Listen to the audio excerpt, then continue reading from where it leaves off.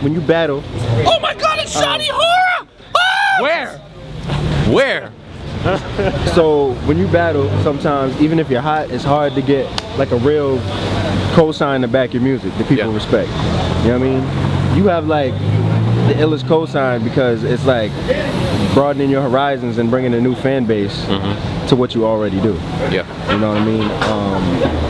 It's crazy. You have a very universal sound. How did you link up with Deadmau5 and like how did that whole thing work out, and how's it going for you now? Well, the link up with Deadmau5 came about with the Shotty Arsenal original battle. He saw that. Spaz was like, yo, this is, because he's been a fan of battling for a while. Like, he knows, like, smack days before even URL. Like, he's on his shit. He knows what he's talking about. And I think with that Shotty and Arsenal battle, easy, bro. Nice suit. Look at this 50 squad. It's 50 squad. 50 squad. We're doing a little bit. We're doing it. But with the like I was saying, with the me and Arsenal's original battle, it was kind of universal, kind of like every demographic was involved in that shit, so it was kind of open to people. So someone like Deadmau5, an EDM producer, he was kind of a casual fan of the thing. He really took to it, and he just tweeted me off the bat like, yo, what you doing? Come, I'll fly you out. And then obviously we connected as people, made some killer music, which was slowly releasing and shit, and just kind of building the relationship and shit. And then he introduced me to some of the biggest moguls in the game, and probably the biggest one in hip hop, and all just like strength to strength with people. I learn from people like that.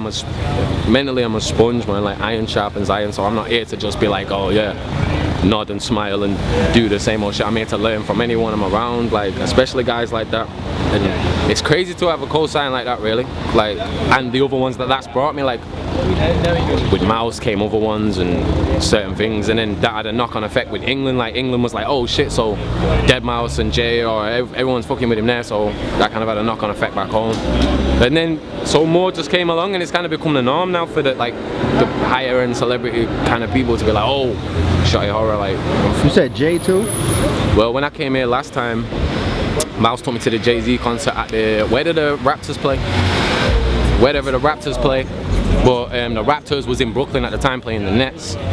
Jay was performing at the Raptors place, so Mouse took me there, just took me into a room. I was just me and Jay like this for like 40 minutes, just talking, chopping it up, and I was like,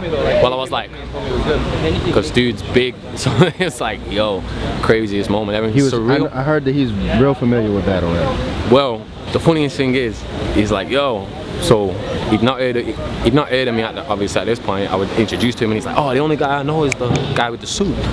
So now that's me. But he was talking about looks, obviously, and then I was battling Averb at the time, so Jay was like, oh yeah, I only know the guy with the suit, and he was like, and you now? And I went, yeah, you never heard of Averb? And he was like, who? So I felt good about that. We're gonna name this Jay-Z doesn't know who Averb is. Nah. But yeah, that's just one of them moments that's just like, wow.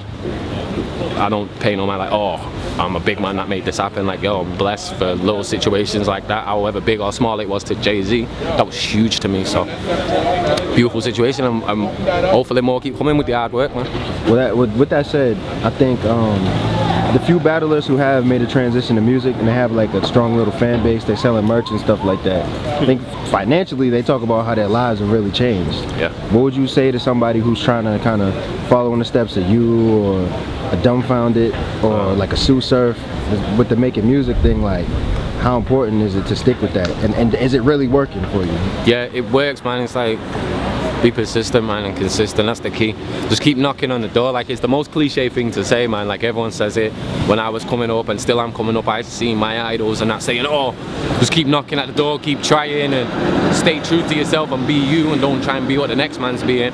Then it works, man, and that is literally the truth. Like, we're all given a gift of individuality, man, and that's what sells most. That's what, because there's a million other yous that, although you're an individual, there's a million other yous out there that are waiting to hear the story they relate to. Do you know what I mean? So that's why I always think it's best to be yourself, work hard, take in as much lessons as you can, and you know, just I know the culture and know your history about what we do here, whether it's battle or music. You need to know everything. You can't just be coming in there and like, oh, who's your favorite rapper? Oh, 2 Chainz, Ludacris, like 5 years ago, 10 years ago, guys. Just know you like respect the culture, respect everything that's going on, respect the guys that came before you, and the kids that are gonna come after you, basically.